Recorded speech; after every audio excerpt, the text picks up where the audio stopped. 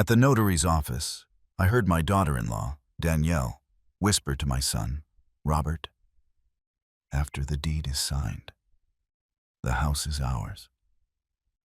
While your mother is here, I've already moved my things to her house.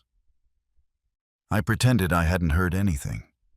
My hands remained calm on the mahogany table, my face serene as if nothing had happened. But inside, every word from Danielle echoed in my head like thunder. She was there, on my left, in that wine-colored dress that was too tight on her, looking at the notary, Mr. Moses, with a smile of triumph she could barely hide. My son, Robert, sitting on my right, kept his eyes downcast, like a kid who knows he's doing something wrong but doesn't have the guts to stop it. The notary adjusted his glasses, picked up the document, and looked me straight in the eye. Mrs. Mary, are you completely sure and in agreement with this property transfer? The silence that followed was so thick you could cut it with a knife. Danielle stopped breathing for a second, her smile frozen on her red lips. Robert audibly swallowed. The others present in the office, 2 notary assistants and a witness I didn't know, were looking at us with curiosity. Everyone waited for my answer. I slowly took a breath, and when I opened my mouth, what came out of my lips made Danielle and Robert go pale as a ghost. What I said caused those present to let out nervous laughs, made the notary, Mr. Moses, raise an eyebrow in surprise, and made my dear daughter-in-law understand that she had completely underestimated the silly old fool she thought I was. But to understand how I arrived at that moment, to grasp why my words had such a devastating effect, I need to take you back in time. I need to tell you who I really am, and how a 63-year-old woman who believed in family above all else ended up sitting in front of a notary, about to teach her own flesh and blood the hardest lesson of their lives. My name is Mary, and for 42 years, I was the wife of Mark, a good man who worked until the last day of his life as a civil engineer. Together, we built everything from scratch. When we got married, we had nothing but love and dreams tucked away in our pockets. We rented an apartment in Queens so small that when we opened the refrigerator, we had to close the bathroom door.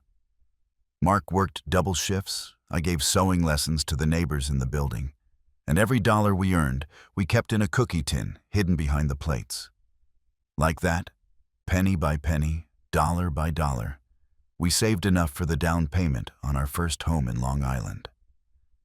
I remember the day we got the keys as if it were yesterday. Mark carried me across the threshold, even though I was 6 months pregnant with Robert and he nearly broke his back. We laughed so hard that the neighbors came out to see what the ruckus was. That 2-story house, with a small front yard and a backyard where Mark dreamed of putting in a barbecue grill, became our entire universe. Robert was born there, took his first steps there, and there we celebrated every birthday, every Thanksgiving, every small and great triumph of our lives. Mark died 5 years ago, a sudden heart attack while driving home from work. He didn't suffer, the doctors told me, as if that were any consolation. I was shattered, empty, like an abandoned house where the wind whistles through the broken windows. Robert, who was already 30 years old and working at a marketing firm, moved in with me for the first few months. He took care of me, cooked for me, and forced me out of bed when I only wanted to stay there, crying until I felt dry inside. He was my salvation in those dark days. Little by little, I learned to live with the pain.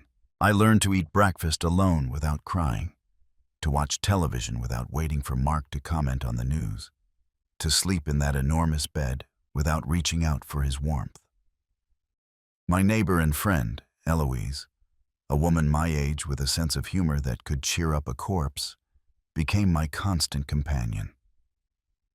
We went to the grocery store together, had coffee in the afternoons, complained about our creaking knees and the young people walking around glued to their phones without looking where they were going.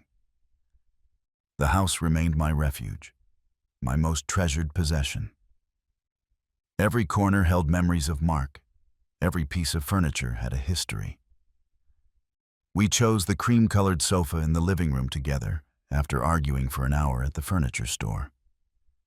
We bought the dining room table at a flea market, and Mark restored it with his own hands. The mirror in the entryway was a wedding gift that survived 3 moves. That house wasn't just bricks and mortar. It was my entire life turned into walls. Robert would visit me twice a week. He always brought something: flowers, sweet rolls, or some dessert he knew I liked. We talked about everything: his work, his plans, how much he missed his father. I looked at him and felt that I still had a purpose in this world. I was still his mother. I was still needed. Then, 3 years ago, everything changed. Robert arrived one Sunday with a nervous smile and told me he had met someone special. Her name was Danielle. She worked in public relations, and according to him, she was the most wonderful woman on the planet. I was genuinely happy. My son deserved to be happy, deserved to have someone who loved him as Mark loved me. I told him to bring her home. I wanted to meet her. The first time I saw Danielle, something in my stomach churned. I don't know if it was mother's instinct or just the intuition of an old woman who has seen a lot of life. But there was something in her eyes that I didn't like. She arrived dressed in an ivory power suit, with sky-high heels that echoed on the hardwood floor, and a smile that was too perfect, too practiced. She hugged me with exaggerated effusiveness, as if we had been lifelong friends. "Oh, Mrs. Mary, what a charming house. It has so much potential." Potential? That word hung in the air like an annoying fly. I smiled and offered her coffee. Throughout the afternoon, Danielle was kind, polite, and said all the right things. But while Robert was washing the dishes in the kitchen, she walked around the living room touching everything, looking at every detail with the eyes of an appraiser, as if she were calculating how much each object was worth. When Robert announced they were getting married, I tried to be happy for him. I really did. He showed me the ring he had bought Danielle, a huge diamond that must have cost him several months of salary. And he talked about their wedding plans. I nodded, smiled, and said the appropriate things a mother should say. But deep down, that uncomfortable feeling in my stomach wouldn't go away. Eloise told me it was normal to feel jealous when a son gets married, that all mothers go through it. But it wasn't jealousy. It was something deeper, more visceral. It was like watching your son walk toward a cliff and being unable to stop him. The wedding was a spectacular event. Danielle took care of every detail, from the invitations with gold lettering to the 5-tiered cake decorated with edible flowers.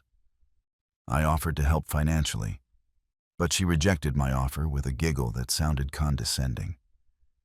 "Don't worry, Mrs. Mary, we've got everything covered. You just enjoy the day." I felt like a guest at my own son's wedding. During the ceremony, as I watched them exchange vows, I silently prayed that I was wrong about Danielle. I prayed that she really loved Robert and that my doubts were just the paranoia of a lonely old woman. The first few months after the wedding were relatively calm. Robert and Danielle rented a small apartment near downtown Boston, and my son continued to visit me regularly, although now less often. Once a week, sometimes once every 2 weeks. He always came alone. When I asked about Danielle, he would say she was busy with work, had a lot of projects, and sent her best. I didn't press, but it hurt that my daughter-in-law didn't make the effort to come see me.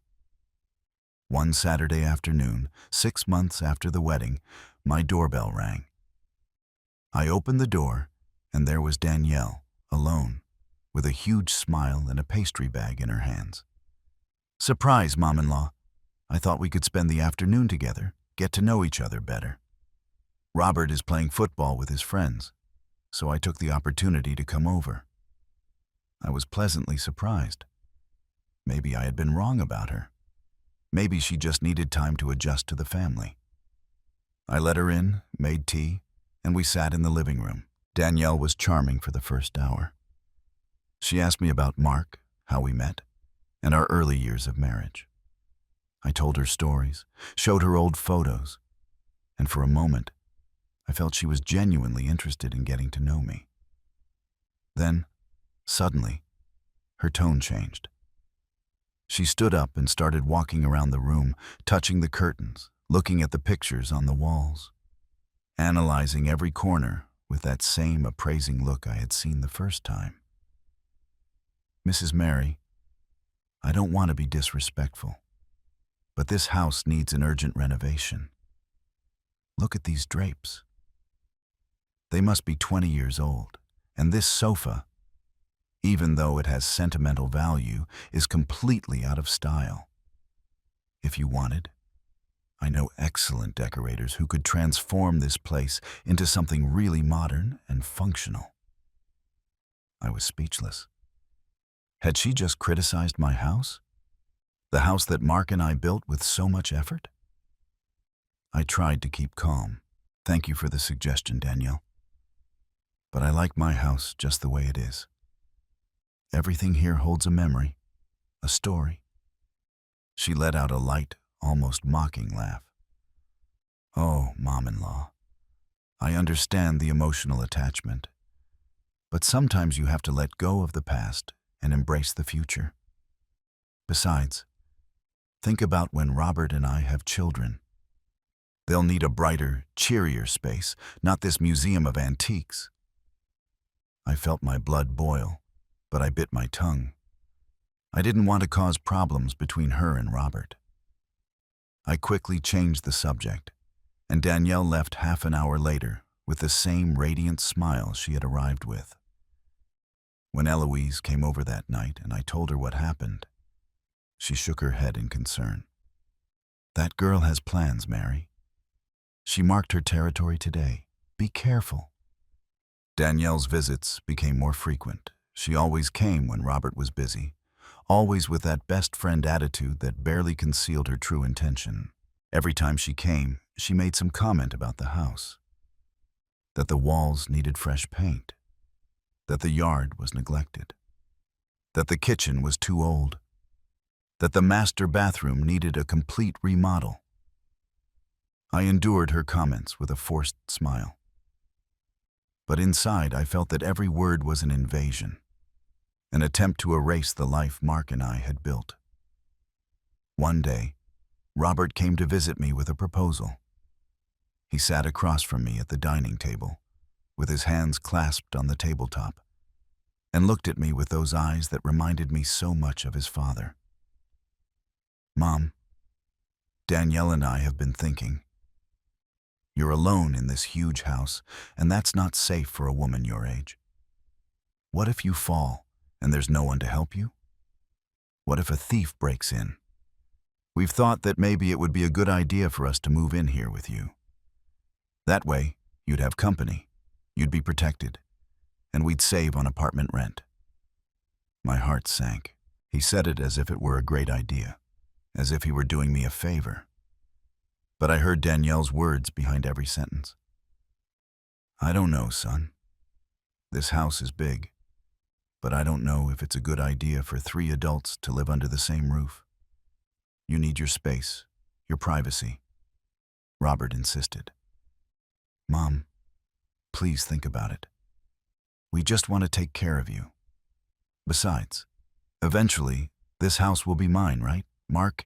And you always said everything you had would be for me someday." Those words hurt more than he could imagine. He was right. Mark and I had always planned for Robert to inherit everything. He was our only child, the fruit of our love, our legacy. But hearing him say it like that, as if he were claiming something that already belonged to him while I was still alive, made me feel like an old piece of furniture that was in the way. I told him I would think about it, and he left with a satisfied smile that I didn't like at all. I couldn't sleep that night. I tossed and turned over the conversation. Was I being selfish? Should I let them live with me? The next day, I called Eloise and told her everything. She was direct, as always. Mary, if you let them in, you'll never get them out. That Danielle doesn't want to take care of you. She wants your house. Open your eyes, friend. I decided to refuse. When Robert asked again, I told him firmly that I preferred to maintain my independence, that I appreciated his concern, but was perfectly fine alone. I saw the disappointment on his face, and something else. Anger? Frustration? I wasn't sure. He left without saying goodbye with a kiss, just a cold and distant, "Okay, Mom, whatever you want." I thought that would be the end of the matter. But I was wrong. 2 weeks later, on a Saturday morning, I heard noise in my yard. I went outside and nearly had a heart attack. There were 2 men pruning the trees Mark had planted, cutting branches, tearing out bushes. "What are you doing?" I yelled. One of them showed me a work order. Mrs. Danielle hired our services to remodel the yard. I couldn't believe it. I immediately called Danielle, furious. She answered with that sweet, fake voice that I already knew so well. "Oh, Mom-in-law, I wanted to surprise you. The yard was so neglected. Don't worry, I'll pay for everything." "I don't want you to pay for anything. This is my yard, my house. Don't you ever do this again without consulting me." There was silence on the other end. When Danielle spoke again, her voice was no longer sweet. It was cold, cutting. "Calm down, Mrs. Mary. I just want to help. But if you're going to act like that, forget it." She hung up. I stood there trembling with rage, watching as those men destroyed years of my husband's work. I called Robert, but he defended Danielle. "Mom, she just wanted to help you. Why are you reacting like this? You're overreacting." Those words broke my heart. My son was blind, completely manipulated by that woman. After the yard incident, I set a clear rule. I told Robert that Danielle was no longer welcome in my house unless he was present. My son got angry, accusing me of being unfair to his wife, of not giving her a chance. We had our first serious fight since he was a teenager. We yelled things we didn't mean, and he left, slamming the door so hard the walls shook. We didn't speak for 3 weeks. They were the longest and most painful 3 weeks of my life. Every time the phone rang, I ran, hoping it was him. But it never was. Eloise kept me company every afternoon, trying to distract me, but I felt miserable. I had lost my husband, and now I was losing my son because of that woman. One night, as I cried in bed, hugging a picture of Robert when he was a boy, the phone rang. It was him. "Mom, I'm sorry. I don't want to fight with you. You're all I have left of Dad. Can we talk?" That conversation gave me hope. I thought he was finally seeing the truth about Danielle. We met the next day at a neutral coffee shop, away from the house. Robert looked tired, with deep circles under his eyes. He took my hands and looked at me with those pleading eyes he used as a child when he wanted something. "Mom, I know you and Danielle have had friction, but she really cares about you. She's just sometimes very enthusiastic and doesn't measure her actions. I love her, Mom. She's my wife. I need you two to get along because you are the most important women in my life." I wanted to scream at him to open his eyes. That this woman was manipulating him. That she only cared about our house and our money. But when I saw his pleading face, when I felt his trembling hands in mine, I couldn't. I swallowed my words and nodded. "Okay, son. I'll make an effort." Danielle reappeared in my life stronger than ever. But now it was different. She no longer pretended as much. Her comments about the house became more direct, more demanding. "Mrs. Mary, I found an excellent painter who can repaint the whole house for only $3,000. How about we split the cost?" I refused over and over, but she insisted with an exhausting persistence. She started bringing home decorating magazines, showing me photos on her phone of modern and functional houses, suggesting I sell the antique furniture and buy new things. One day, she arrived with news that left me cold. "Mom-in-law, I have something wonderful to tell you. I'm pregnant. You're going to be a grandmother." My first reaction should have been joy, but instead, I felt panic. A baby. That would give Danielle even more power, more reason to claim rights over my house, over my life. I forced a smile and congratulated her, but inside, I knew this changed the entire game.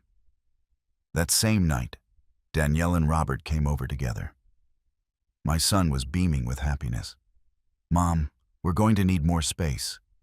The apartment where we live is too small for a baby. We've been looking for houses, but everything is so expensive. Prices are through the roof, and with the baby expenses coming up, we just can't afford a mortgage right now." I knew exactly where this conversation was going. Danielle took the floor with that honeyed voice I detested so much. "That's why we thought that maybe, just maybe, we could move in here temporarily. Just until the baby is born and we stabilize financially. This house has 4 bedrooms. There's plenty of room. You'd have your space, we'd have ours, and the baby could grow up near his grandmother. Wouldn't that be lovely?" Lovely. That word sounded like a death trap to me. I looked at Robert, searching for any sign that this was his idea, not hers. But I only saw hope in his eyes, the genuine desire for me to accept. I felt cornered. If I said no, I would be the cruel grandmother who denies her grandchild a roof over his head. If I said yes, I would be opening the door to a total invasion of my space, my privacy, my peace. "I need time to think about it," was all I could say. For a week, I didn't sleep well. I turned the matter over and over in my mind. I consulted with Eloise, who was emphatic.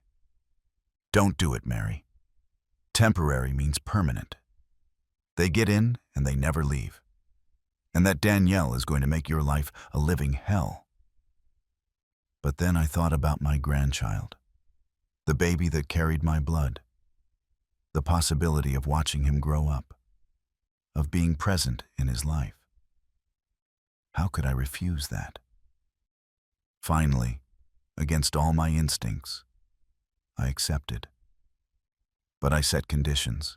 It would be temporary for a maximum of 1 year. They would pay half of the utilities. They would not make modifications to the house without my authorization. And my bedroom and my study were forbidden territory, completely off limits. Robert accepted everything with enthusiasm. Danielle accepted too. But there was something in her smile that made me feel I had just made the biggest mistake of my life. They moved in on a sunny Saturday in March. They arrived with a moving truck full of things, much more than I expected for a temporary stay. Boxes and boxes of clothes, furniture, appliances, and decorations. I watched from my bedroom window as they invaded my home, feeling that every box that entered was a piece of my freedom that was leaving. Danielle directed the movers like a general commanding troops, telling them exactly where to put everything. She took the master bedroom on the 2nd floor, the one with the private bath and the balcony overlooking the backyard. It was the 2nd best room in the house, after mine. The first few days were relatively peaceful. Each of us respected our space. We shared the kitchen at different times, and we greeted each other politely when we crossed paths. But that peace lasted for exactly 5 days. On the 6th day, I came down for breakfast and found the living room completely reorganized. Danielle had moved all the furniture, changed the pictures' locations, and put up new sand-colored curtains that she bought without consulting me. "Good morning, Mom-in-law. Do you like it? I wanted to give this space a fresher feel. Those old drapes were so faded." I took a deep breath, remembering my promise to keep the peace. "Danielle, we had agreed that you wouldn't make changes without consulting me first." She put on an innocently offended face. "Oh, I just changed a few curtains. I didn't think it was a big deal. Besides, this looks much better, doesn't it? More modern." Robert appeared at that moment, yawning in his pajamas. He looked at the room and smiled. "It looks great, honey. Good job." He didn't even ask my opinion. It was at that moment that I understood my son was no longer on my side. Danielle had completely won him over. The following weeks were a progressive descent into chaos. Danielle began to take over more and more space. She completely reorganized the kitchen, throwing away my antique spice rack and replacing them with modern glass jars. She replaced the towels in the master bathroom with gray ones that she considered more elegant. She replaced the entryway plants with artificial ones that required no maintenance. Each change was small, seemingly insignificant, but all added together, my house no longer felt like my house. It felt like Danielle's decorating project. I protested, but I was always met with the same response.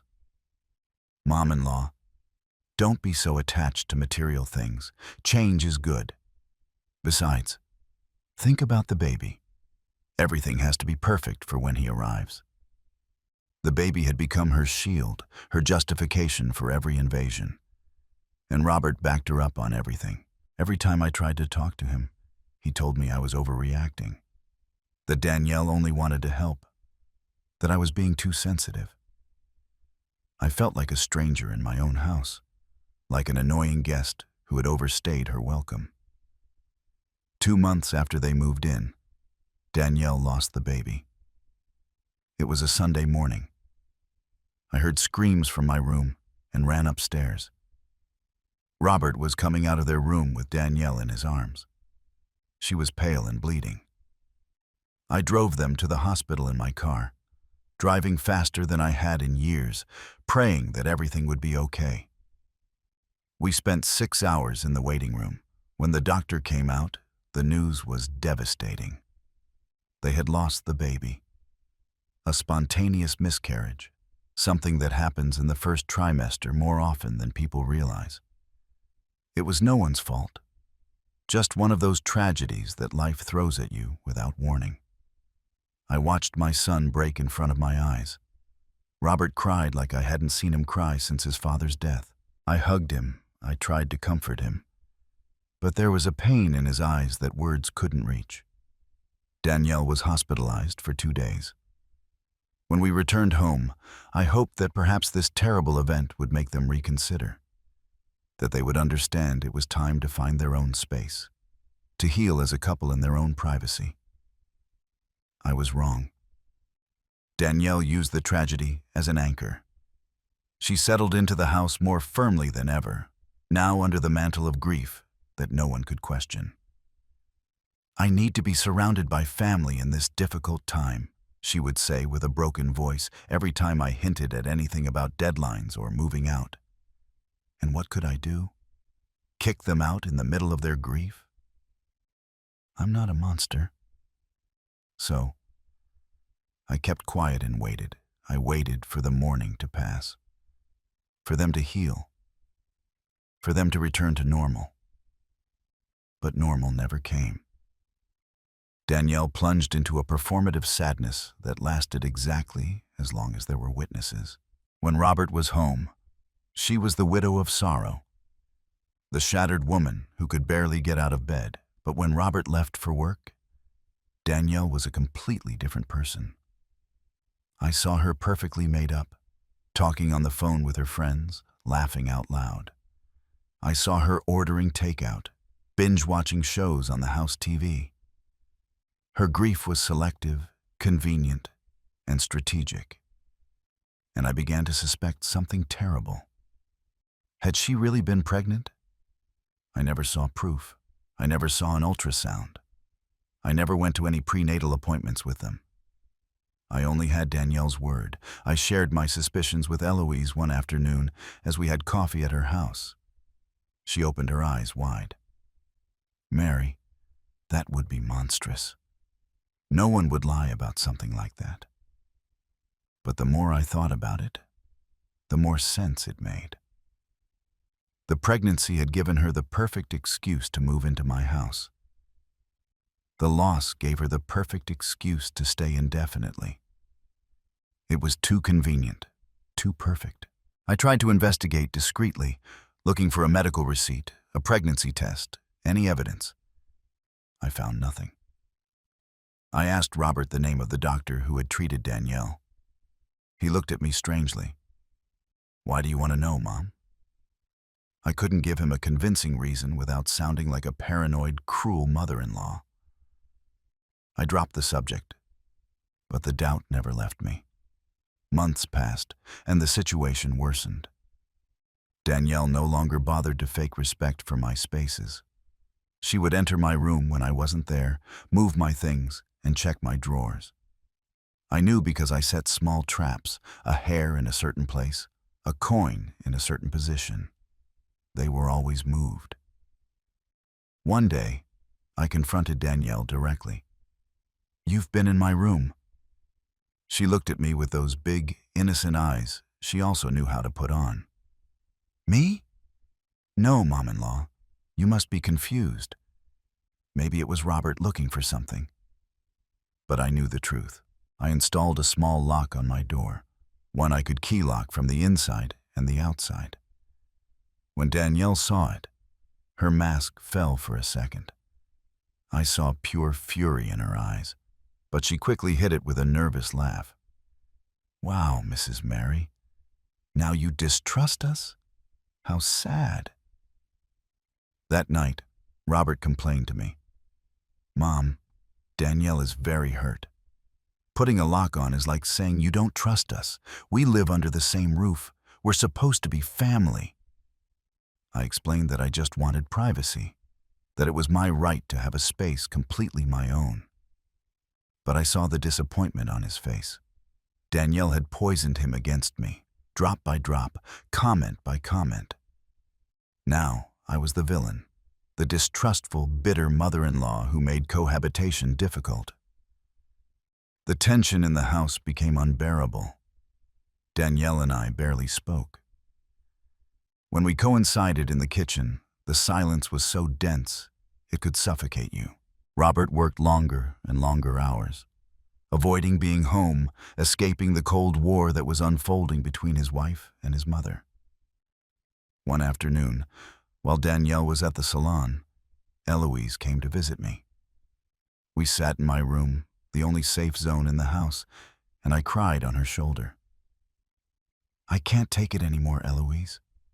This woman is driving me out of my own house. And my son doesn't see anything. He's completely blind. My friend stroked my hair, as you do with a sad child. Mary, you need to protect yourself. Legally, financially, emotionally. That girl has plans, and you're in the way of those plans. Her words resonated with me for days. She was right. I needed to protect myself. But how? Danielle had already conquered most of my house. She already had my son on her side, and she had already built a narrative where I was the bad guy. One day, while organizing old papers in my study, I found something that made me think. It was the will that Mark and I had made together 15 years ago. In it, everything went to Robert. The house, the savings, everything. It was a simple document, made when Robert was just a young man, and we never imagined Mark would die first, much less that our son would marry someone like Danielle. That night, I couldn't sleep. An idea began to form in my head. A crazy, risky, but necessary idea. If Danielle wanted my house so badly, if she was willing to lie, manipulate, and destroy our family relationship for it, then I needed to make my moves too.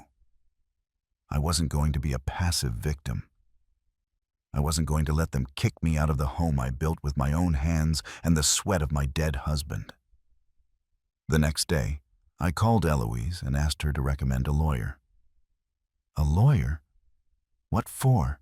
She asked, surprised. For war, I replied. And I meant it. Eloise gave me the contact for her nephew, a young but brilliant lawyer named Louis. I contacted him and scheduled an appointment for the following week at his office, far from any possibility of Danielle or Robert finding out. During that week, I acted normal. I cooked, cleaned, watched television, and pretended everything was fine. But inside, my mind was working 1,000 miles an hour, planning, calculating, and preparing for what was to come. The day of the appointment with Louis arrived. I told Danielle I was going to the doctor for a routine checkup. She barely looked up from her phone. Have a good time, Mom-in-law. I took the bus downtown, something I hadn't done for months. I felt like a spy in my own life, hiding secrets, moving in the shadows. Louis's office was small but professional. He greeted me with a warm smile and offered me coffee. He was a man in his mid-30s, with glasses and a presence that inspired confidence. I told him the whole story. From the beginning, from when Danielle appeared in our lives, to the current situation, I omitted nothing. The supposed pregnancy, the constant invasions, the manipulation of Robert, everything. Louis listened attentively, taking notes. When I finished, he remained thoughtful for several seconds.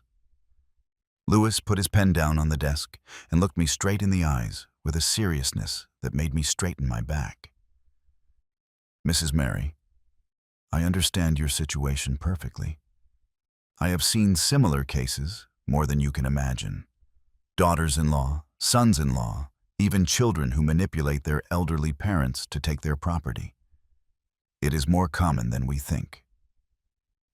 Legally, you are in a vulnerable position. His words hit me like a bucket of cold water. Vulnerable? But it's my house. It's in my name. Exactly, Louis said. It's in your name now. But if something were to happen to you, or if in a moment of weakness you signed a document without reading it carefully, Danielle could take everything. Furthermore, the fact that they live in the house already gives them certain tenancy rights.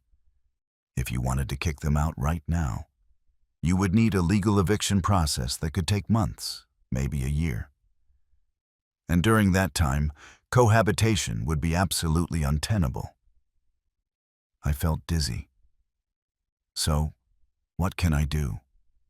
Do I have to resign myself to losing my house? Louis shook his head.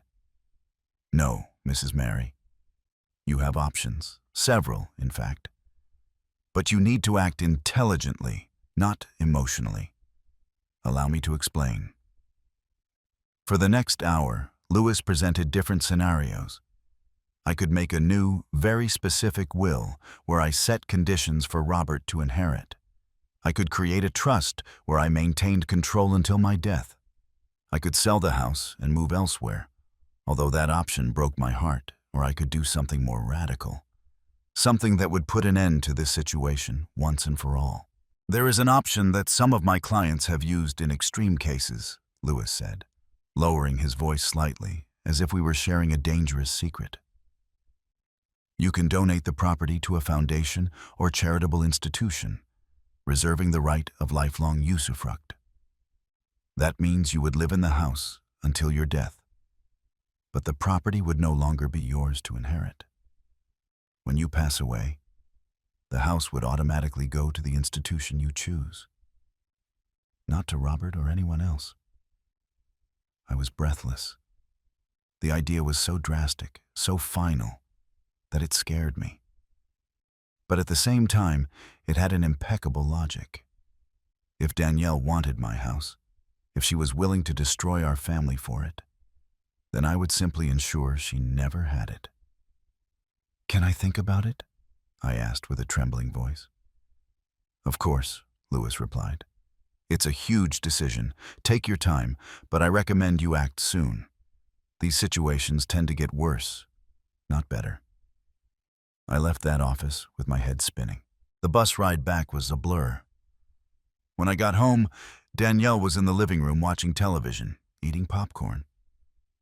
"How was the doctor?" she asked without looking at me. "Fine. Everything's fine," I lied. I went straight to my room, locked the door, and sat on the bed, trembling. I held the power to change everything, but also the power to permanently break my relationship with Robert. Was I willing to go that far? For the next 2 weeks, I watched everything with new eyes. Every move Danielle made, every word Robert said, every detail of the house dynamic. And what I saw convinced me that Lewis was right. Danielle was not going to stop. In fact, she was accelerating her plans. She started bringing friends over without telling me, hosting dinners where I felt like an intruder in my own dining room. She began talking openly about "when this house is ours," as if I no longer existed. One day, I heard her talking on the phone in the backyard, and what I heard chilled my blood. "Don't worry, Mom. Soon this house will be completely ours. The old lady won't last forever, and Robert is an only child. We've already done most of the work. It's just a matter of time." I felt breathless. I went to my room before she could see me, locked myself in, and cried. I cried for my son, for the family we had been, for everything I was losing. But when the tears dried, only a cold, hard certainty remained. Danielle saw me as a temporary obstacle. She was waiting for me to die to take everything. I wasn't going to give her that pleasure. The next day, I called Louis. "I want to do it. I want to donate the house with lifelong usufruct. What do I need?" I could hear the surprise in his voice, but also the respect. "Very well, Mrs. Mary. We need to choose the beneficiary institution. Do you have one in mind?" I thought for a second. "A foundation for seniors. One that helps people my age who are alone, who need support, who might be going through the same thing I am." But Lewis knew the St. Mark Elder Care Foundation, a serious, well-established organization that provided housing and care to low-income seniors. It was perfect. We prepared all the documents in secret. Every time Danielle thought I was going to the doctor or having coffee with Eloise, I was at Louis' office signing papers, reviewing clauses, making sure everything was perfect. The process took 3 weeks. During that time, I maintained an almost supernatural calm at home. I smiled, nodded, and let Danielle do whatever she wanted.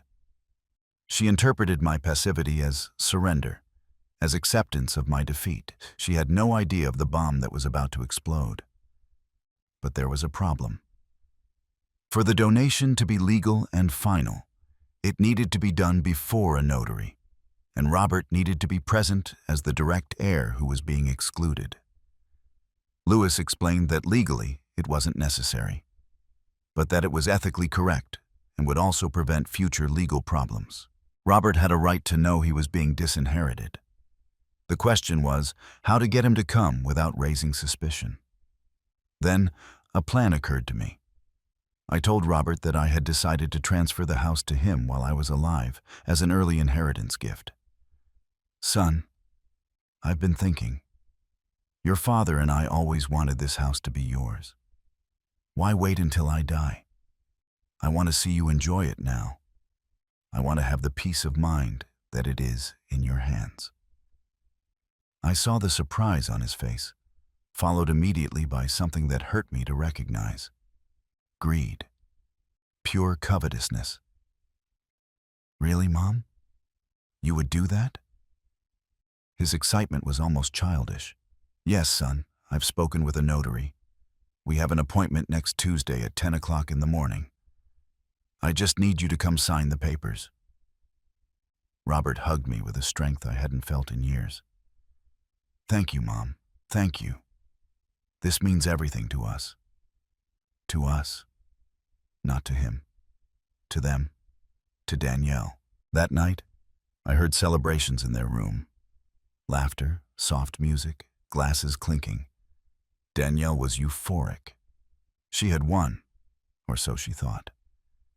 On Monday night, the day before the notary appointment, I could barely sleep. I mentally reviewed every detail of the plan. Lewis had assured me everything was in order, the documents were impeccable, and the foundation was already informed and in agreement. But even so, I was afraid. Afraid of Robert's reaction. Afraid of losing him forever. Afraid of making an irreparable mistake.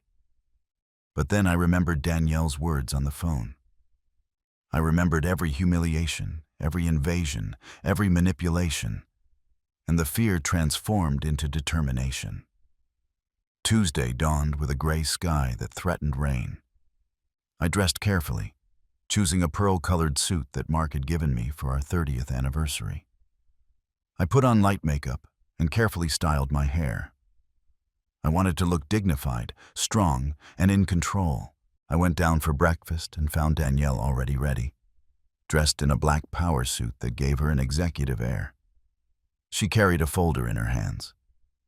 "Good morning, Mom-in-law. What a special day. I'm so excited." I smiled without saying anything. Robert appeared minutes later, also dressed formally. He looked happy, relaxed, and completely oblivious to what was about to happen. The three of us went in my car to the notary's office. The trip was tense for me, but Danielle wouldn't stop talking. "When the house is officially ours, the first thing we'll do is completely remodel the kitchen. Those cabinets are awful. And then the master bathroom needs a modern tub, one of those with jets." Every word was a stab, but I maintained my composure. Robert listened to her, smiling, nodding at every plan she laid out. Plans for my house. Plans that would never come true. We arrived at the notary's office at 10 o'clock sharp. The notary, Mr. Moses, received us in his office, a sober room with shelves full of legal books and diplomas on the walls. He asked us to take a seat. I sat in the center, Robert to my right, Danielle to my left. There were two notary assistants present as witnesses, and an older man I didn't know who turned out to be the foundation's representative. Mr. Moses opened a thick folder on his desk and pulled out several documents. Danielle leaned forward, anxious, her eyes shining with anticipation. Robert had his hands clasped on the table, nervous but happy. I maintained a neutral expression, although inside my heart was beating like a war drum. Mr. Moses began with the usual formalities, verifying our identities, confirming that we were all present of our own free will, and explaining that this was a legal act that would be permanently recorded. Danielle couldn't sit still. She adjusted herself in her chair every 2 seconds, smoothed her hair, and checked her makeup in a small mirror. She was savoring her victory prematurely. Then, just as the notary was about to read the document, Danielle leaned toward Robert and whispered something to him. But it wasn't as low a whisper as she thought. Or maybe she did it on purpose, with the arrogance that comes with the certainty of having won. Her words reached my ears with perfect clarity, every syllable like a hammer hitting metal. "After the signature, the house is ours. While your mother is here, I've already moved my stuff to her house." Time stopped. I felt every muscle in my body tense. Danielle had been moving her belongings to my house while I was here, at the notary's office. She had probably hired people to move boxes, furniture, and clothes. She was taking total, immediate possession, not even waiting for the ink on the document to dry. The audacity, the brazenness, the absolute lack of respect was so monumental that it almost made me laugh. Almost. Instead, I looked down at my hands and focused on breathing. In, out, in, out. Couldn't react yet. I had to wait for the exact moment. Danielle let out a muffled giggle, as if she had just shared a private joke with Robert. My son, my only son, the baby I carried in my womb, the child I taught to walk, the young man I supported in every decision, simply nodded his head. He didn't say anything. He didn't reprimand her. He didn't look at me seeking my reaction. He just nodded, an accomplice to a betrayal so brutal that it cut deeper than any knife. The notary, Mr. Moses, cleared his throat and began to read the document. His voice was monotonous, professional, reciting legal terms that filled the office air. Danielle didn't pay attention to the specific words. She was just waiting for the moment to sign. Robert listened more carefully, but he didn't really seem to be processing what was being said either. I, on the other hand, knew every word of that document. I had read and reread it dozens of times with Louis. I knew exactly what it said, and I knew exactly what the reaction would be when everyone present understood its real content. The notary reached the crucial part. By means of this document, Mrs. Mary hereby donates the property located at, and he read my full address. Danielle smiled even more broadly. But Mr. Moses continued, to the St. Mark Elder Care Foundation, reserving the right of exclusive and non-transferable lifelong usufruct of said property. There was silence. A silence so profound that I could hear the buzzing of the fluorescent lamp on the ceiling. Danielle blinked several times, as if she were processing words in a foreign language. Robert straightened up in his chair. "Wait," my son said, with a confused voice. "Foundation? I thought Mom was transferring the house to me." The notary, Mr. Moses, looked at him over his glasses. "No, Mr. Robert. This document clearly states that the property will be donated to the mentioned charitable foundation. Mary will retain the right to live in the property until her passing, at which point it will automatically pass to the foundation's ownership. Mr. Robert is present as the direct heir who must be notified of this decision, but he is not the beneficiary of this transfer." Danielle's face changed so dramatically that it was almost comical. The color drained from her cheeks, her eyes widened, and her mouth formed a perfect O of absolute shock. She turned to me with an expression that mixed disbelief, fury, and panic in equal measure. Robert also looked at me, but his expression was different. There was confusion, pain, and something that could have been betrayal. "Mom, what is this? You said you were going to transfer the house to me." I finally spoke. My voice came out calm, cold, and completely in control. "I said I was going to resolve the house matter, son, and that's exactly what I'm doing." Danielle stood up so abruptly that her chair almost fell backward. "This is crazy. You can't do this. Robert is your son, your only son. That house belongs to him by right." The notary, Mr. Moses, raised a hand. "Ma'am, please take a seat. Mrs. Mary has every legal right to dispose of her property as she sees fit. There is no legal obligation to give inheritance to children while alive." Danielle slumped back into the chair, but her face was red with contained rage. Robert continued to look at me as if he didn't know me. "Why, Mom? Why would you do this?" Now came my moment. The moment I had mentally rehearsed 100 times. I turned to look him directly in the eyes, those eyes that were so much like Mark's. "Because a few minutes ago, I heard your wife whisper to you that after the signature, the house would be yours. That while I was here, she had already moved her things into my house. Not our house, my house. The house your father and I built with our sweat and sacrifice." Danielle opened her mouth to protest, but I raised my hand. "I'm not finished. For the past few months, I've endured invasion after invasion of my space, my privacy, my peace. I've watched you reorganize my home without my permission. How you changed everything your father and I chose together. How you treated me like an inconvenience in my own house. I heard you on the phone telling your mother that I wasn't going to last forever and that soon the house would be completely yours. Danielle went pale now, realizing she had been caught. You misunderstood, she tried to say, but her voice trembled. I didn't misunderstand anything, I continued. I know exactly what you are, Danielle. I know you never cared about my son. You only cared about what you could get from him, from me, from this family. And the saddest thing of all is that Robert was so blinded by you that he couldn't see the truth even when it was right in front of his eyes. My son now had tears in his eyes. Mom, I never wanted you to feel that way. If I had known. If you had known what, Robert?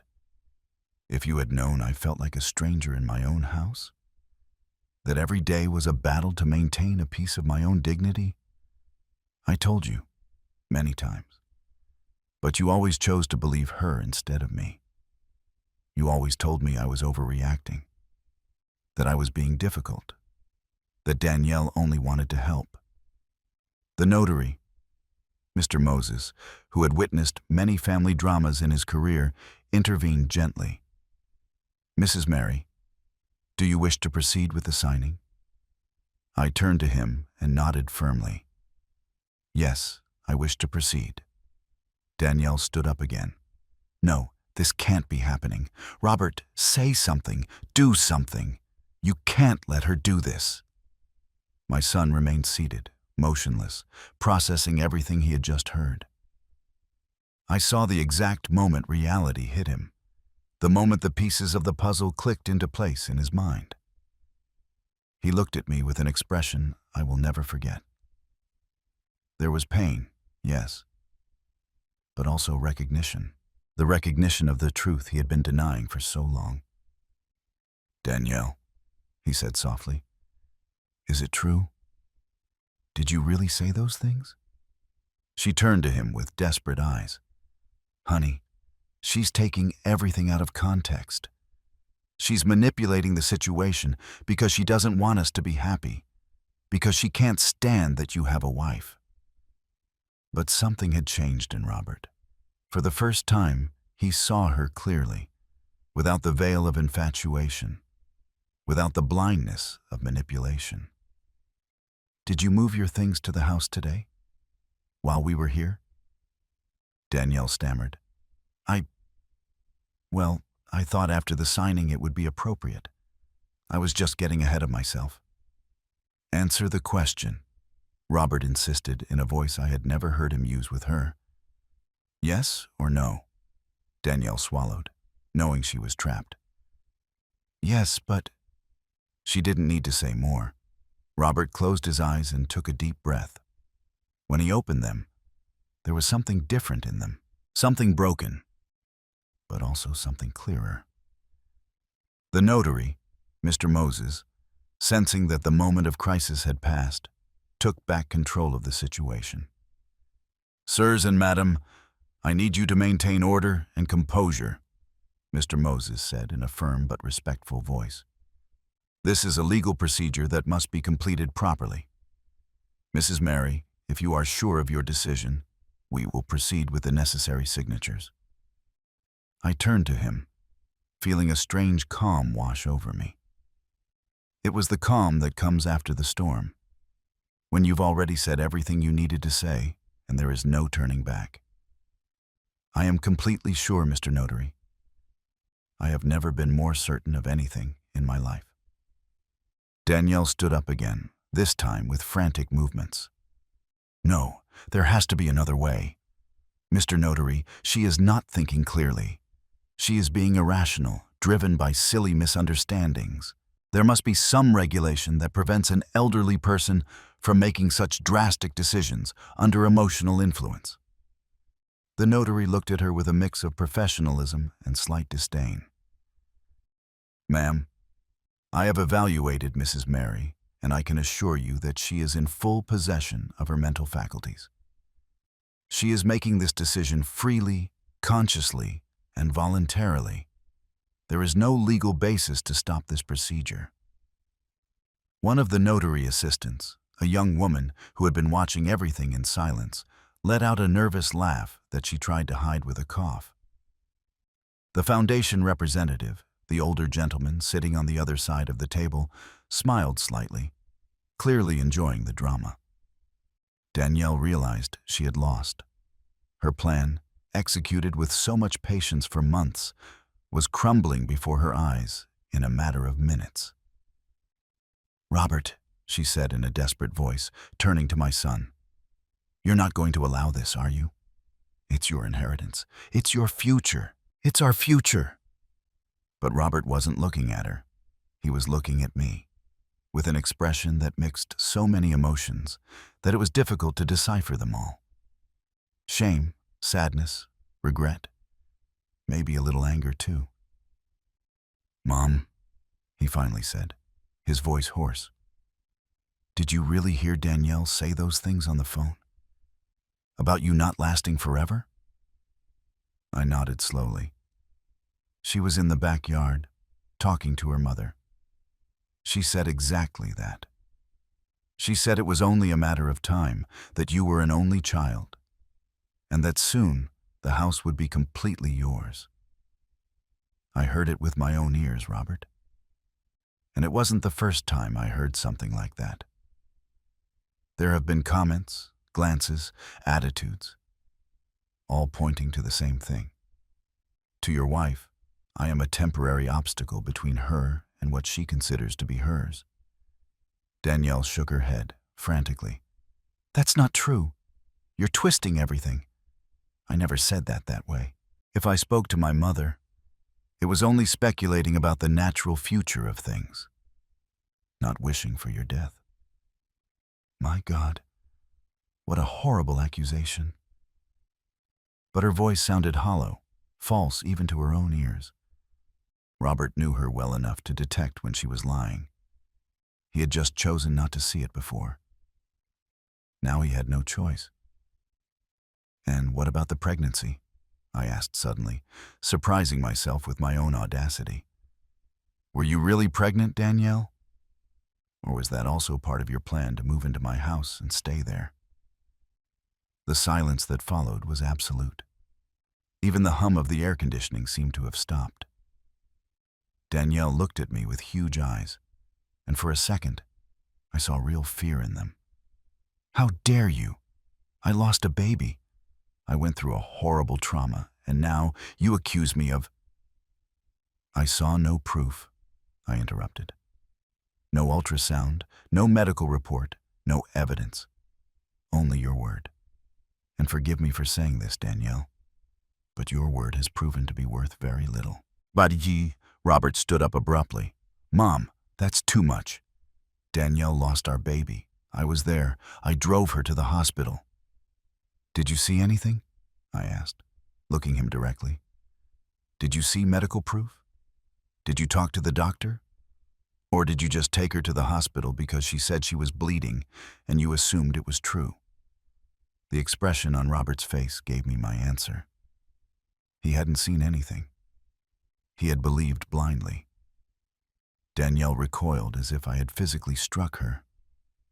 "You are a cruel witch, a bitter old woman who can't stand to see her son happy. I faked a pregnancy? Really? And the bleeding, I faked that too?" "I don't know what you faked and what you didn't," I replied with chilling calm.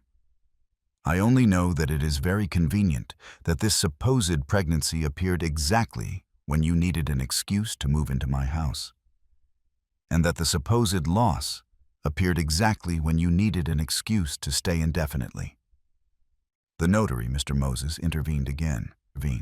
"Sirs and madam, I understand that there are complex family matters here, but I need us to focus on the legal procedure that brings us together. These other discussions can be had in private." He was right. This was straying from the main point. "He is right, Mr. Notary. Let us proceed. Mr. Moses pulled out 3 copies of the document. He explained where I should sign, what each signature meant, which rights I was ceding and which I was maintaining. I listened intently to every word, even though I already knew everything. I took the pen he offered me, one of those elegant pens with black ink that notaries use for important documents. My hand did not tremble. It was firm, sure. I signed in every indicated place with my full and legible name. When I finished, the notary verified each signature, stamped his official seal on each page, and signed himself as a witness and authorizing officer.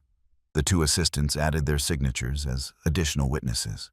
The foundation representative signed, accepting the donation on behalf of the organization. Everything was quick, efficient, and professional.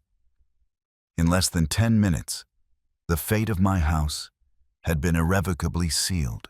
It was no longer mine to inherit. It was mine to live in. But when I died, it would benefit people who truly needed it, not a manipulative woman who only saw bricks and dollars where she should have seen family. "It is done," the notary, Mr. Moses, announced, putting the copies into separate envelopes. "Mrs. Mary, this is your copy. Mr. Representative, this is for the foundation, and this copy will remain in the notary's archives." He handed me my envelope, and I took it with both hands, feeling the weight of what I had just done. Danielle was sitting down again, but now with her head in her hands, breathing heavily. Robert remained standing, looking out the office window, his shoulders slumped. "That's it?" my son asked without turning to look at me. "That is all," the notary confirmed. "The transfer is legal and binding. Mrs. Mary retains the right of lifelong usufruct, which means she can live in the property until her death. No one can evict her or take that right away. When she passes, the property will automatically go to the St. Mark Elder Care Foundation." Danielle slowly lifted her head.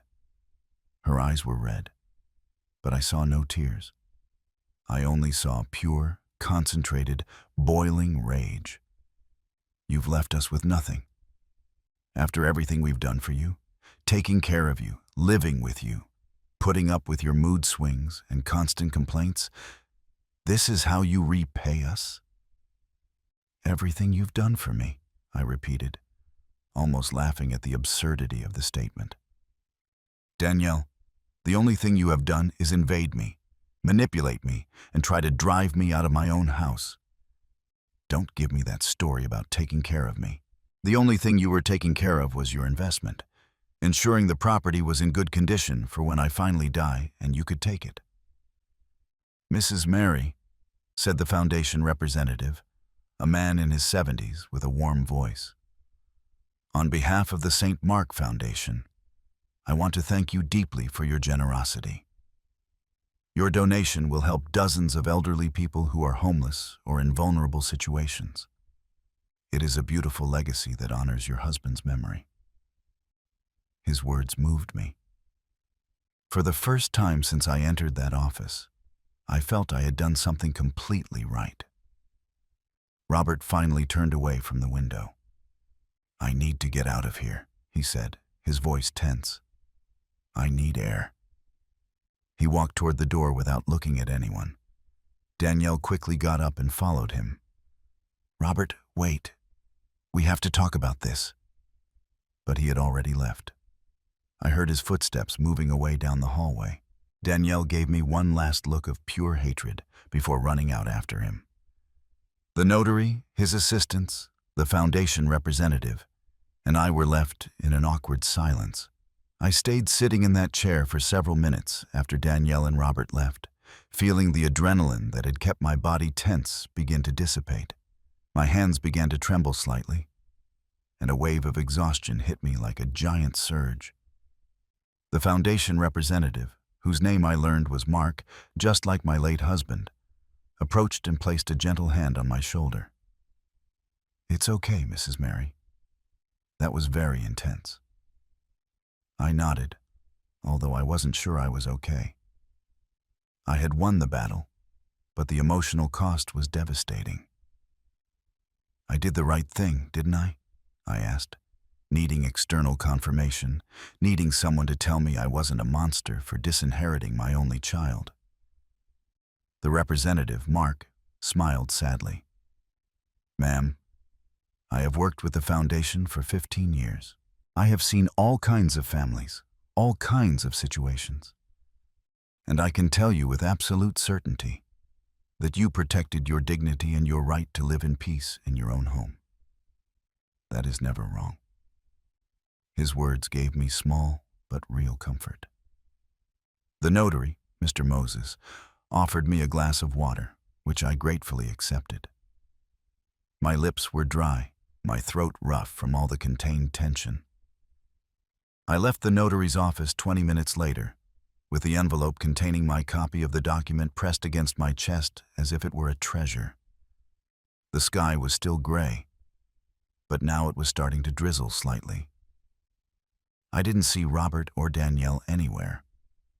They had probably left immediately, perhaps home, perhaps somewhere else to process what had just happened.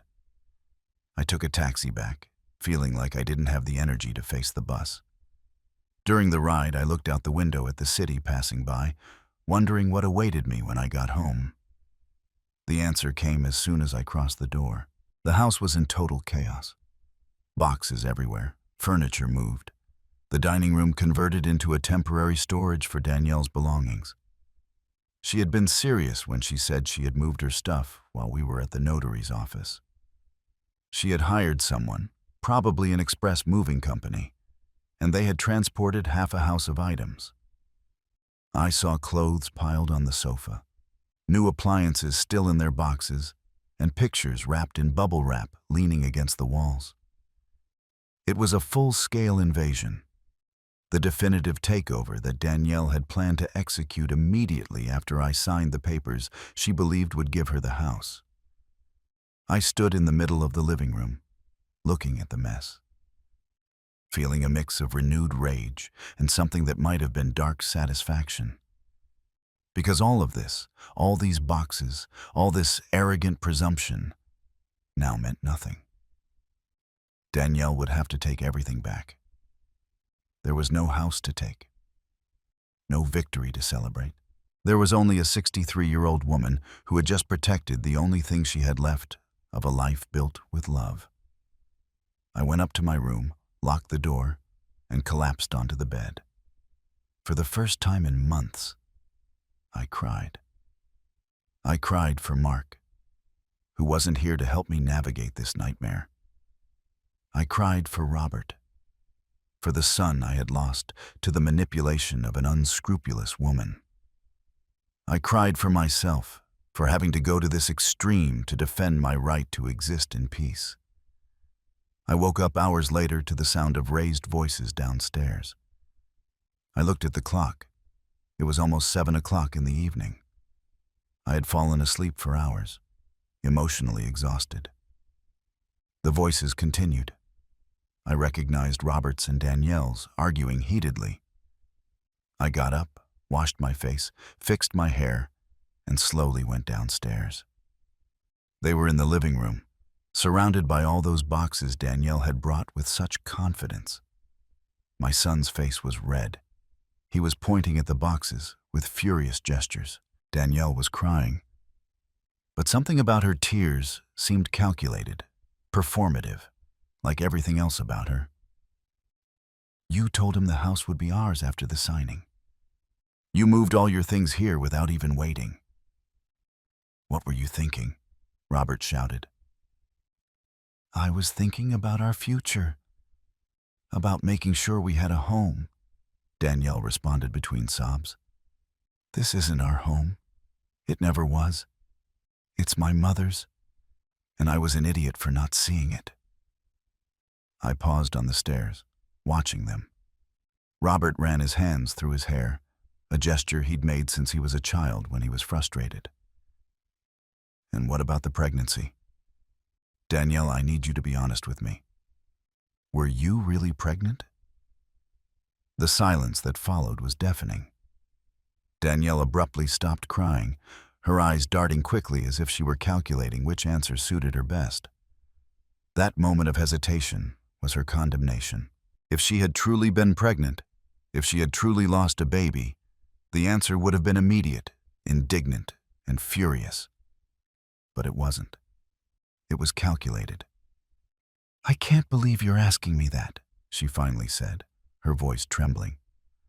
"I went through a horrible trauma. And now you're accusing me too?" "I'm not accusing you," Robert said. But his voice sounded different, harder. "I'm asking you. It's a simple question that requires a simple answer. Yes or no." Danielle looked at him, then looked up and saw me standing on the stairs. Our eyes met, and in hers, I saw pure hatred, but also something else. Defeat. She knew she had lost Robert. She knew the spell was broken. "I was pregnant," she finally said, but her voice lacked conviction. "I don't believe you," Robert said simply. Those 3 words fell like a final judgment. Danielle turned to him with wide, disbelieving eyes. "What did you say?" "I said I don't believe you. My mother is right. Everything was too convenient. The pregnancy just when we needed to move. The loss just when we needed to stay. Your constant insistence on changing the house, on taking control of everything. The whispers about the house being ours. Moving your things here today while we were at the notary's office. It all fits perfectly into a pattern, Danielle. A pattern of manipulation that I was too blind to see."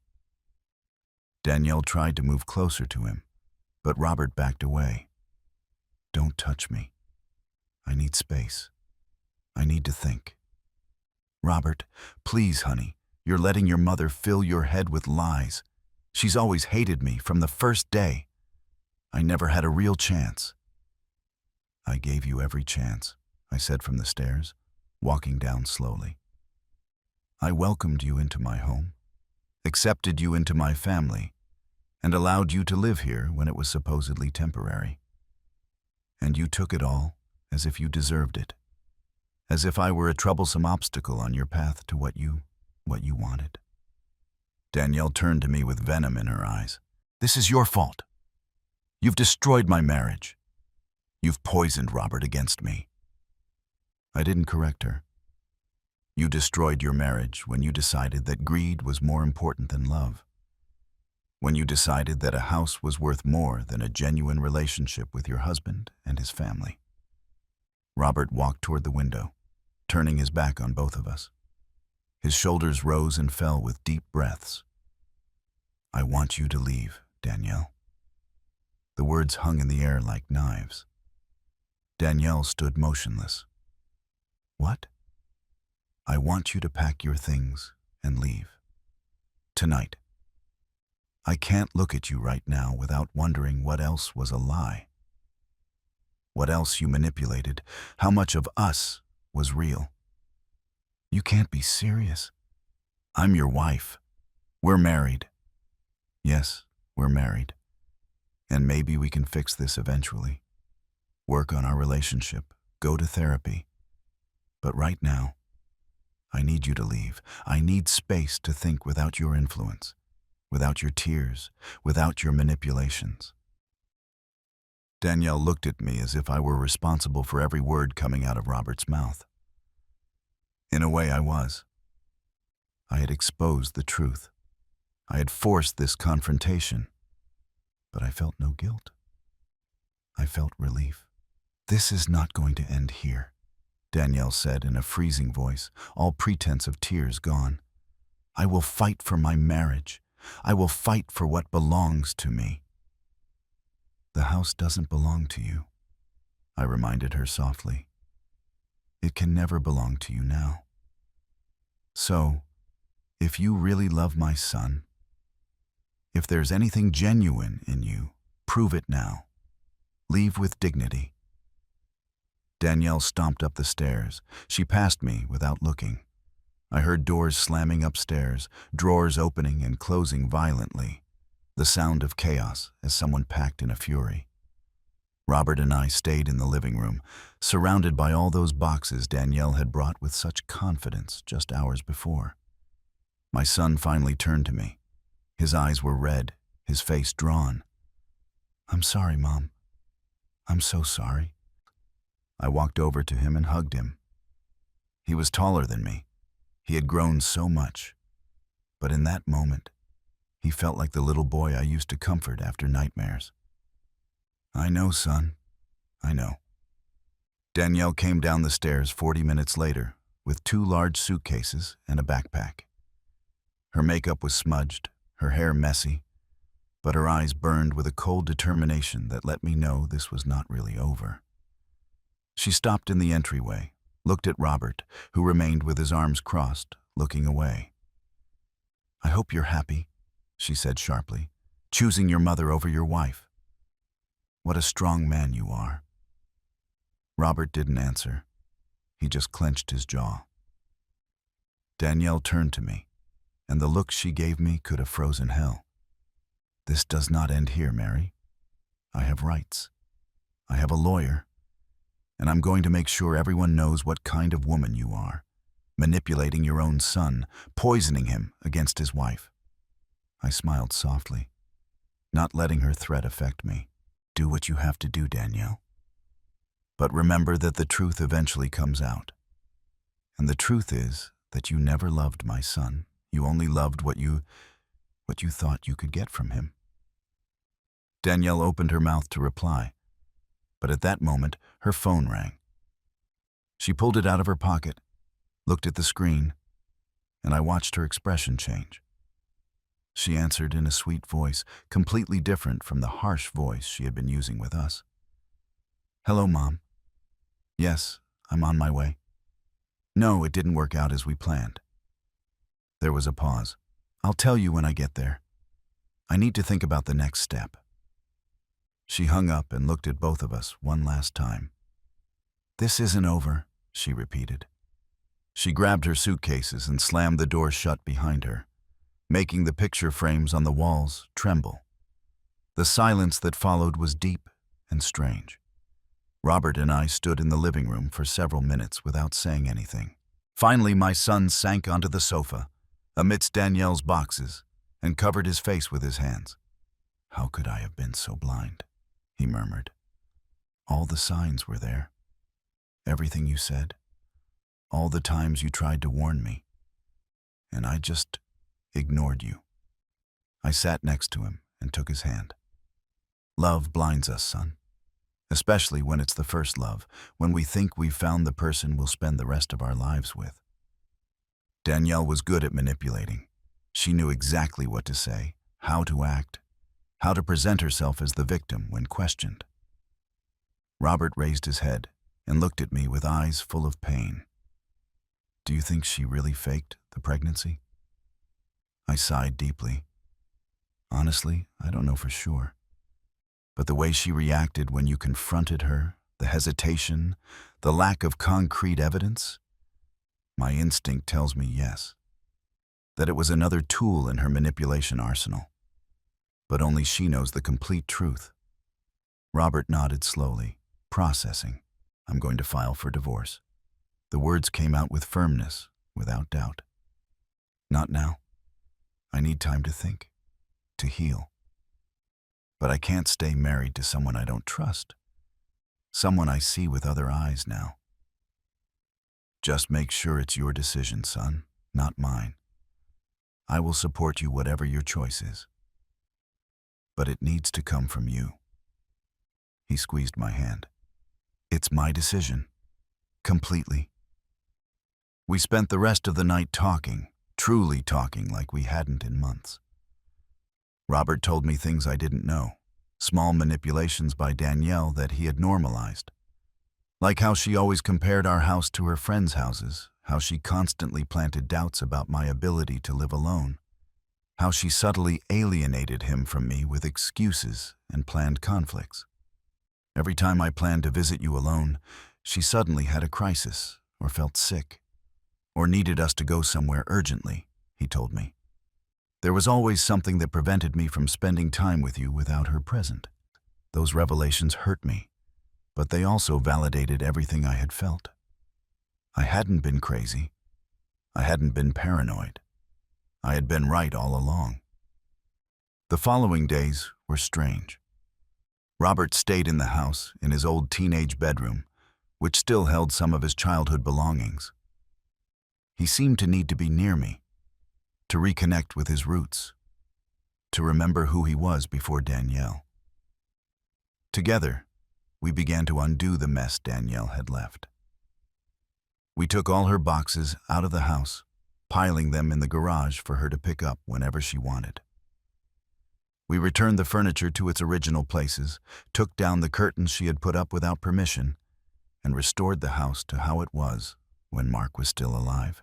Every change we reversed felt like reclaiming a piece of my soul. Eloise came to visit us one afternoon and almost cried with joy when I told her everything that had happened. I knew that day would come. I knew your son would eventually open his eyes. Good men always do. She hugged me tightly. I am so proud of you, Mary. So proud of your courage. 3 weeks after the scene at the notary's office, Danielle sent a lawyer with divorce papers. It turned out Robert wasn't the only one thinking about ending the marriage. She wanted to quickly liquidate, claim what she could, and move on. Danielle's lawyer tried to argue that she was entitled to compensation for the care services she had provided by living with me. Robert hired his own lawyer. Louis recommended an excellent person, and that argument was quickly dismantled. There had been no care services. There had been invasion and manipulation. The divorce process took 4 months. During that time, Danielle tried several tactics. First, she tried to reconcile with Robert, appearing at his work with tears and pleas. When that didn't work, she tried to defame us on social media, posting stories about how a toxic mother-in-law had destroyed her marriage. But most people who knew us, who knew the real story, didn't believe her. Finally, she attempted emotional blackmail, threatening to harm herself if Robert didn't come back to her. That was her last card. And when it didn't work, she finally agreed to sign the papers without further drama. The day the divorce became official, Robert and I went out to dinner at a small restaurant we used to frequent with Mark. We toasted with red wine to new beginnings, to lessons learned, and to family. "Thank you, Mom," Robert said, raising his glass, "for not giving up on me, for protecting me even when I didn't want to be protected, for being stronger than I was." We clinked our glasses and drank. That night, driving back home, the house that was now a refuge instead of a battlefield, I felt something I hadn't felt in over a year. Peace. True peace. Robert eventually moved into his own apartment, smaller but comfortable, a place that was genuinely his. We saw each other 2 or 3 times a week. We returned to that close relationship that Danielle had tried to destroy. He started therapy to process everything he had lived through, to understand how he had fallen so completely under someone's manipulation, to make sure he didn't repeat the same mistakes. I went to some sessions too, working through the trauma of having to take such drastic measures to protect myself. The house felt empty at first, without Mark, without Robert, without even the stressful chaos of Danielle. But slowly, I learned to fill it again with things that made me happy. Eloise and I hosted tea parties. I invited other friends from the neighborhood. I took painting classes, and I turned the study into a small art studio. Life went on, different from how I had imagined it, but mine, completely mine. 6 months after the divorce, Robert met someone new. A woman named Amelia, an elementary school teacher, sweet and genuine, who treated me with respect from the first moment. The first time she came to dinner at the house, she brought me flowers and asked me about Mark, genuinely listening as I shared stories of our marriage. After they left that night, I called Eloise, crying. But this time they were tears of joy. She's good, Eloise. She's really good. And Robert looks at her differently. He looks at her with real love, not that blind infatuation he had with Danielle. My friend laughed on the other end of the phone. The universe has a way of correcting itself, Mary. You went through hell, but you came out the other side, and now you can enjoy watching your son truly happy. She was right. Everything had been worth it. The painful confrontation, the scene at the notary's office that changed everything, even donating my house to the foundation. Because in the process of protecting my home, I had protected something more important. I had protected my dignity, my peace of mind, and my relationship with my son. Danielle wanted to take my house, my life, everything Mark and I had built. But in the end, she left empty-handed, and I was left with what truly mattered. Now, when I sit in my living room, on the sofa that Mark and I chose together, surrounded by the memories of a life well lived, I know I made the right decision. The house will eventually go to the foundation when I die. It will help people who need it. It will continue to be a home full of love and care instead of greed and manipulation. And until that day, it is completely mine. No one can take it from me. No one can kick me out. No one can make me feel like an intruder in the place that belongs to me. I learned that sometimes the greatest love you can show is by setting firm boundaries. That protecting yourself is not selfishness, it's survival. That true family is shown through actions, not empty words. And that it is never, ever too late to stand up for yourself, no matter how old you are or how complicated the situation. Because at the end of the day, your peace is worth more than any property, any inheritance, any social expectation of how you should behave. Danielle thought she had won when I heard her whisper at the notary's office. She thought her plan was perfect, that I was just a silly old fool, easy to manipulate. But she completely underestimated this silly old fool. And when the notary asked me if I agreed to the transfer, my response not only made those present laugh and left my son and daughter-in-law pale. It changed the course of our lives forever. Because sometimes, the best revenge is not hatred. It is dignity. It is maintaining your power when others try to take it from you. It is reminding everyone, including yourself, that you are still the owner of your own story. And this is mine. This is my story. And it has a happy ending after all.